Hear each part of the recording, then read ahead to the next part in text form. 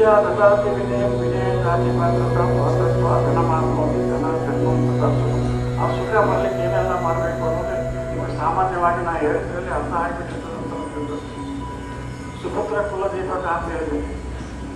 ಅದನ್ನು ನಾವು ಬಿಡಿಸಿ ಹೇಳದೇ ಇದ್ರೂ ಕೂಡ ಕುಲದೀಪಕರು ಹೇಗಾಗಬೇಕು, ಜನಜನಕ ಭಾವ ಇರಬೇಕು, ಮನೆಯಲ್ಲಿ ವಾತಾವರಣಕ್ಕೆ ಯಥಾ ತತ್ರವರ್ತೆಯಿಂದ ತಥಾ ತತ್ರವರ್ತೆಯನ್ನು ಅಂತ ಹೇಳಿದೆ. ಸಮಾಜದಲ್ಲಿ ನಾವು ಹೇಗೆ ಬದುಕಿ ತೋರಿಸಬೇಕು ಹಾಗೆ ಬದುಕಿ ತೋರಿಸಿದ್ರೆ ಮಾತ್ರ ಸುಪುತ್ರರಾಗ್ತೀವಿ.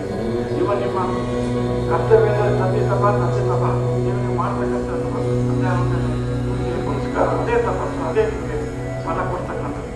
ಆಗ ಮಾತ್ರ ಪರಿಣಾಮ ನರಕಾಂತರಾಗಿದೆ ಪುತ್ರ. ನೀವು ಕೇವಲ ಪುತ್ರನ ಅಂತ ಸಾಲದು. ಇಷ್ಟೆಲ್ಲ ಮಾಡಿ ತಂದೆ ತಾಯಿಗೆ ಮಕ್ಕಳಾಗಿರ್ಬೇಕಾದ್ರೆ ನಾವು ಕುಲದೀಪಕರಾಗಬೇಕು, ವಂಶೋದ್ಧಾರಕಾಗಬೇಕು, ಆ ವಂಶಕ್ಕೆ ಬೆಳಗುವಂಥ ಕೆಲಸ ಮಾಡಬೇಕು, ಮುಂದೆ ಸಜ್ಜನರಾಗಬೇಕು.